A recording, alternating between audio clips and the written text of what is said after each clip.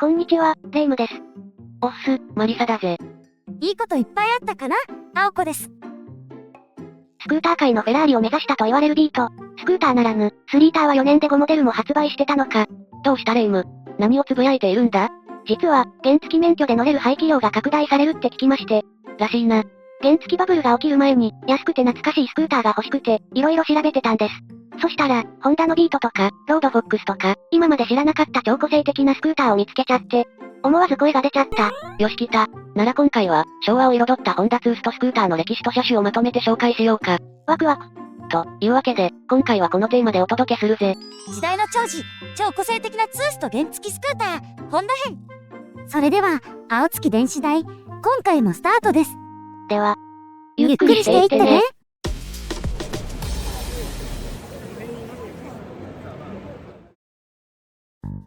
今回の話の流れはこんな感じだ。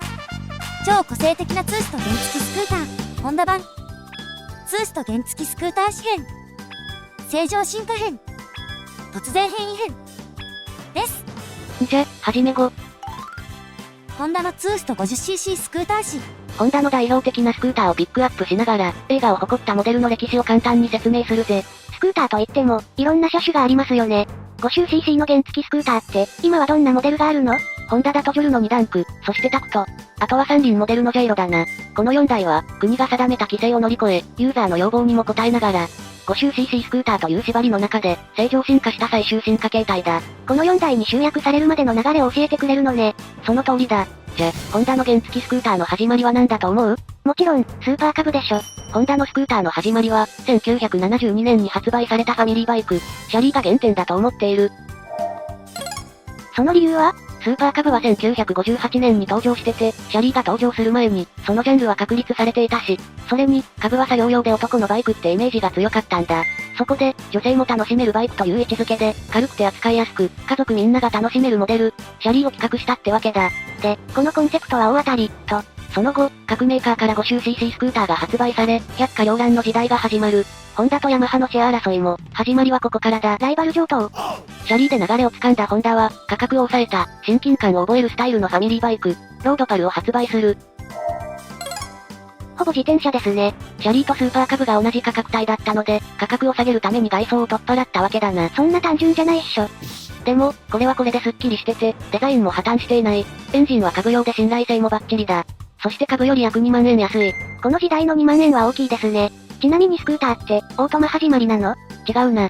当初は株と同じ自動エンジンクラッチが採用されていた。しかし、これでは女性へのアピール度が低いってことで、ギアチェンジ不要のオートマチックへ進化していくわけだ。ふむふむ。この頃ホンダは、ノーチェンジ、ノークラッチで運転できる V ベルト式オートマチックを独自開発していてな。その機構を組み込んだ原付が、1977年発売のバリエだぜ。バリエーションのバリエですね。ロードパルとの違いを出すために、レッグシールドや大型のタイヤを装備していたんだが、その結果、価格は株並みになってしまった。低価格が売りだったのに、価格アップしてしまったのね。それなら株でいいじゃん。そこで、さらに女性が乗りやすく、扱いやすいバイクを検討。その結果、次の進化が訪れた。なんでしょう？今のスクーターの形を思い浮かべてくれ。どこが違うかな？あ、フロアの形？正解。V マチックとフラットフロアを組み合わせ、外装もオシャレにしたモデル。1980年発売、タクトの登場だ。これがファミリーバイクの新しい形ですか？またがなくていいし、セル付けでエンジン一発始動。そして V マチックで変速不要。今のスクーターの形や機能は、タクトでほぼ固まった感じですか？そうだ。そしてこの時期は、HY 戦争の真っ最中。このスタイルを軸に、タクトの進化系が爆発的に増えていくぜ。例えばどんなモデル？タクトにフロントボックスや、大型スクリーンにリアケース、フェンダーにエンブレムを付けたスペシャル仕様や、女性向けをよりアピールした軽量版、未来感満載のオートスタンドなどを装備したモデルなどだな。いっぱい出ました。そして、HY 戦争は佳境に突入していく。ヤマハが放ったジョグが若者に大ヒット。時代はヤマハのターンに突入していく。ジョグのヒットのわけは？ 10 万円を切る価格に、当時の平均馬力を上回る 4.5 馬力の高出力エンジン。そして、ボキとフェンダーが一体化したデザイン。ペリカンジョグと呼ばれていたぜ。これに対抗するため、ホンダは1987年にタクト、フルマークを発売。フェンダーからボディまでのデコボコをなくしたフラットサーフェスを採用し、メットインやオートスタンドなどの機能を満載し、逆転を狙った意欲的なモデルだった。これ、ホンダの方がかっこいいですよね。ジョグが発売された1983年は、まだ過去のデザインを引きずってた頃だ。その中で、ジョグのデザインは、若者に刺さったんだろうな。でも、ホンダも黙って見てたわけじゃないんでしょ？ホンダはどんなモデルでジョグに対抗したの？タクトをベースに、カラフルなカラーリングと性能を詰め込んだスクーター、DJ1 を1985年に発売したぜ。だんだん、今のスクーターのデザインに近づいてきましたね。期待通り、DJ1 は若者に受け、その性能はスクーターレースでも大活躍だ。この状況をホンダは逃さず、DJ1 をガンガン進化させる。翌年、ホイールを全50インチへ変更し、チャンバータイプマフラーを採用した高性能バージョン、DJ1R を発売。タイプ R ですね。1R な。さらに DJ1R の足回りやトルク性能を強化した DJ1WR を1988年に発売。WR、ネーミングセンスは、今と変わりませんね。その結果、今まで女性向けや、ファミリーバイクを売り文句にしていたスクーターは、姿を消していったな。当時は、ギャグや YSR50、NSR50 などのゼロ版レプリカブームでしたし、スクーターも、若者向けのスポーティー路線で進化していったんですね。だな。若者向けというタグ付けの裏で、スクーターも性能合戦の場になってたわけだが、一応、軽量コンパクトに振ったパルやパックスクラブなど、女性向けは残してるぜ。で、DJ1 のホンダスクーターラインナップだが、各ジャンルで主力バイクが誕生し、現行モデルが一通りで揃った状態となったぜ。若者向けのディオと、実用に振ったタクト、排気量拡大のリードですね。しかし、今後の展開を期待していたところに、1998年、原付業界に大きなイベントが訪れる。それは？二輪車の排ガス規制だ。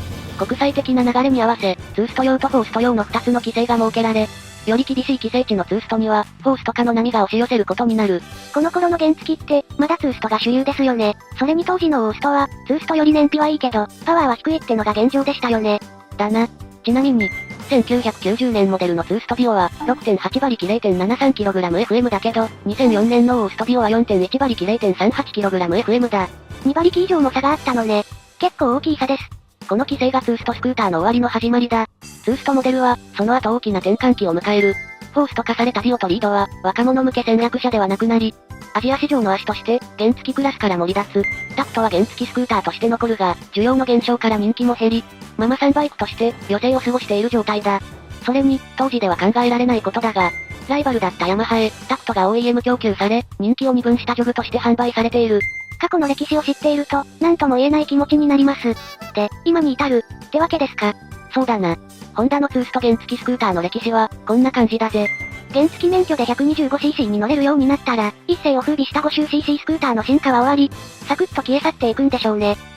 ホンダのスクーターの受け皿は、PCX が担ってくれるだろう。お次は、今回紹介した代表モデルを、もう少し深掘りしていくぜ。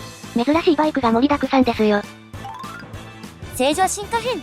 ホンダのツースト原付スクーターの歴史を紹介したが、ここではモデルごとに進化した、バリエーションモデルを紹介していくぜ。1972、シャリー。家族みんなで楽しめる、をコンセプトに誕生したホームバイク、シャリーだぜ。これが全ての始まり。では、シャリーホンダ1972のスペックはこちら。エンジンは単気筒 49cc、最高出力は 3.5 馬力 7500rpm、最大トルクは 0.37kgm/6000rpm。シート高は700ミリ、重量は72キロ。ガソリン容量は 2.8 リットルで、ガソリン仕様はレギュラーだぜ。車両装備はキャリア、センタースタンド、だ。新車価格は 7.3 万円。グバイクの中古車価格帯は、8万7000円66万円だな。1976、ロードパル。ほぼ自転車の形で登場。とにかく軽くて取り回しも楽なスクーター、ロードパルだ。愛称のラッタッタって何ですか？ロードパルの CM に出演していた、ヨーロッパの映画女優、ソフィア・ローレンが CM で口ずさんだフレーズだって。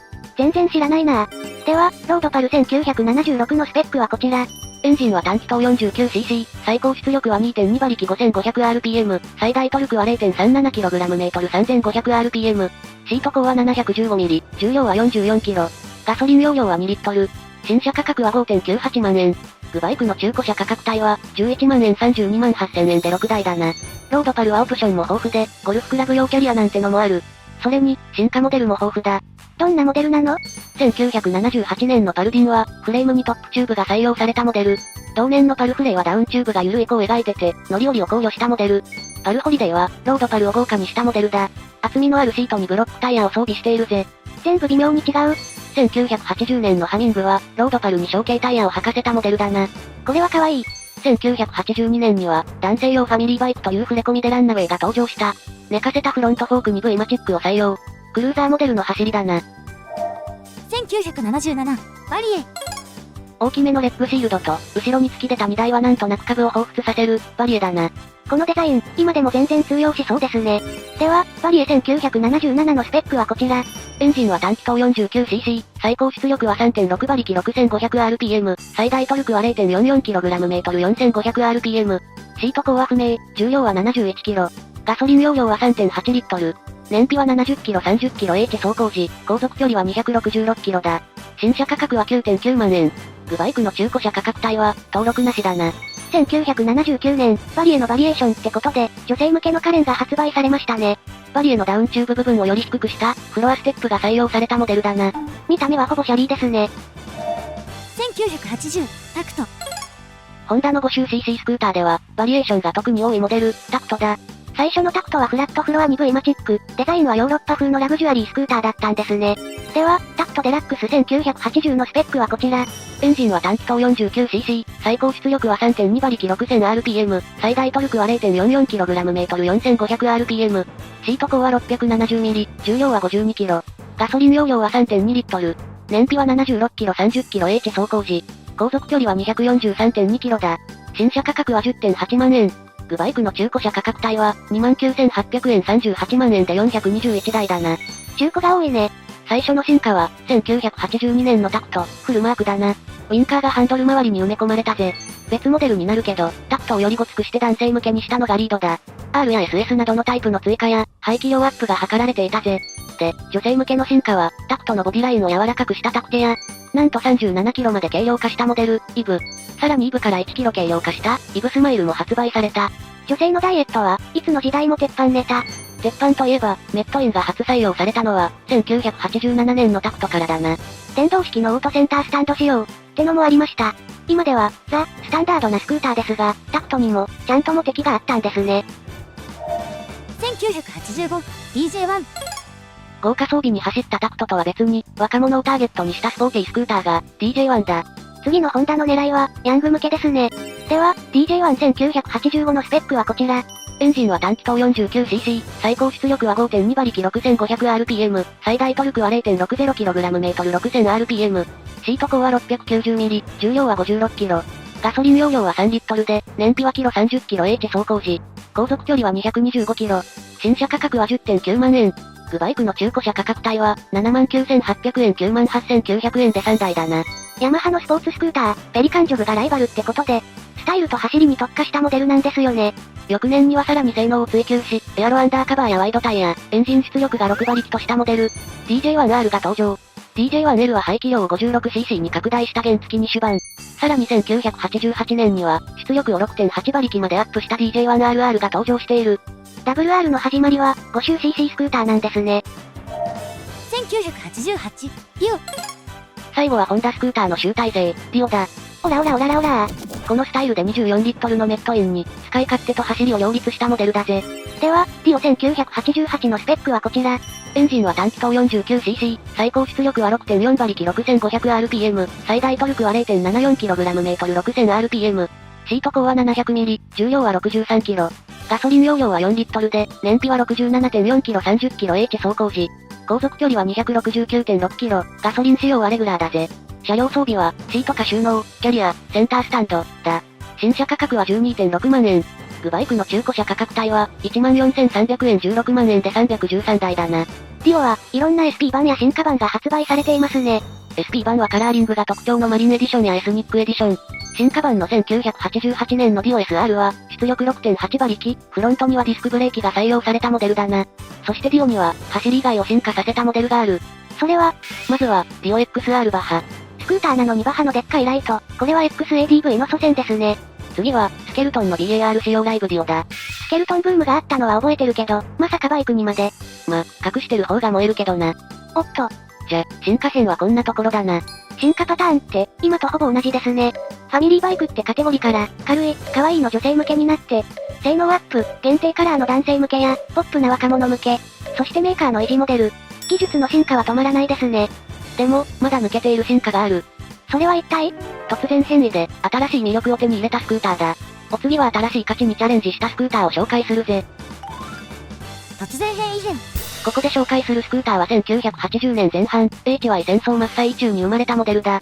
令和ではまず見られない、当時の勢いが詰まったモデルを紹介するぜ。1981、スカッシュ。イギリスのスタイリッシュなスポーツですね。いや、ファミリースクーターをギュッと押しつぶしたようなデザインのバイク。ホンダ、スカッシュだ。ハンドルの折りたたみ機構、スターターも採用。シート下には小物入れ付きだ。モンキー、ゴリラのスクーター版ですか。こんなに小さいのに、機能盛り込みまくりですね。こうしたバイクをレストアできる腕と時間があったら、楽しいだろうな。このデザインなら、飾っておくだけでもいいですね。では、スカッシュスタンダード折りたたみハンドル1981のスペックはこちら。エンジンは単気筒 49cc、最高出力は 3.0 馬力 6000rpm、最大トルクは 0.43kgm/4500rpm。シート高は 653mm、重量は 49kg。ガソリン容量は 2.4 リットルで、燃費は 75km/30km/h 走行時。航続距離は 180km。車両装備は、シートか収納、センタースタンドだ。新車価格は9万円。グバイクの中古車価格帯は、14万8000円35万円で4台だな。1981、元コンポ。車に積むために開発されたレジャーバイク、元コンポだぜ。折りたたんだハンドルはボディ側に格納。上面がフラットになるやつですね。そしてスカッシュよりも、全長が約9センチも短い。小さくすることが、大得意なホンダ。空冷単気筒ツーストだから、ここまで小さくできるんだな。今の時代なら、四角いボディ部分に交換式電池を積んで、蓄電池的な EV にしたら売れると思うんだけど。出たら買う？もちろん。では、元コンポ1981のスペックはこちら。エンジンは単気筒 49cc、最高出力は 2.5 馬力 5000rpm、最大トルクは 0.38kgm/4500rpm。重量は 45kg で、ガソリン容量は 2.2 リットル。燃費は 70km/30km/h 走行時。航続距離は 154km。新車価格は8万円。グバイクの中古車価格帯は、27万5000円65万円で24台だな。1981、ストリーム。ホンダの三輪バイクの第一弾、スクーターではなくスリーター、ストリームだ。いつも気になるんですけど、三輪ってどれぐらいまでバンクできるのかな？ストリームもリアにはデフギアが採用されてるし、かなりのところまでバンクして走れるらしいぜ。ちなみにホンダのスリーターは82年のジャイロ X、83年にジョイ、ジャスト、84年のロードフォックスと、シリーズ化されてますね。ジャイロは EV 化され、今も健在だ。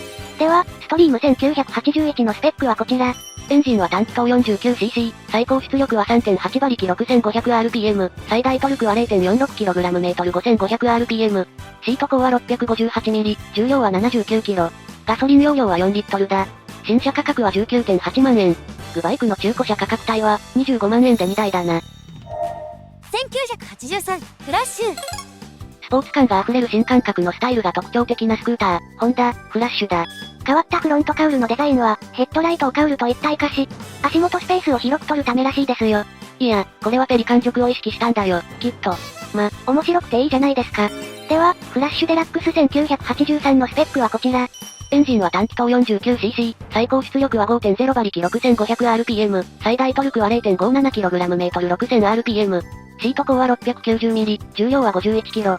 ガソリン容量は3リットルで、燃費は 90km/30km/h 走行時。航続距離は 270km。車両装備は、センタースタンド、だ。新車価格は不明。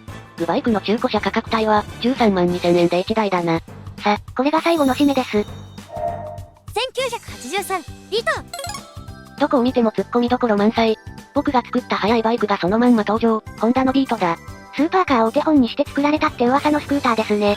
デザインもさることながら、世界初の空冷ツーストで 7.2 馬力だし、チャンバーの排気経路を自分で切り替えて、エンジン特性を切り替える仕組み VTACS、2灯式ハロゲンヘッドライト、そしてまるで車のようなメーター。ホンダがスポーツスクーターとして、本気で作ったバイクだ。赤くてフィンがいっぱいあって、RR の車といえば、馬なやつですね。動画作成時点では、中古車は1台しかないので、欲しい人は今すぐ買ってください。では、ビート1983のスペックはこちら。エンジンは単気筒 49cc、最高出力は 7.2 馬力 7000rpm、最大トルクは 0.73kgm/7000rpm。シート高は 695mm、重量は 65kg。ガソリン容量は4リットルで、燃費は 67km/30km/h 走行時。航続距離は 268km。新車価格は 15.9 万円。グバイクの中古車価格帯は39万8000円で1台だな。これで今回紹介するバイクは以上だぜ。あれ？元コンポを紹介したのに、元ラは紹介しないの？今回はギリギリスクーターってことで。そうなのね。お次は、終わりの一言です。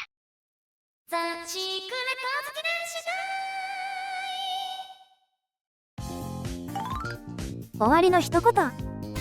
やっぱり、スクーターって1台あると便利ですよね。SS 親ネイキッドと比べれば、私服でサクッと乗って出かけられるからな。手軽さと利便性は、原付バイクが一番です。シートに座ってスロットルをひねれば、通勤に買い物、週末のツーリングもどんとこいだ。大型バイクでツーリングもいいけど、スクーターでとことこツーリングを楽しそうですね。これから夏に向かって、バイクイベントが盛りだくさんです。皆さん、安全運転で楽しみましょう。それでは、次回の動画まで。1、2、3、バッバハイ。は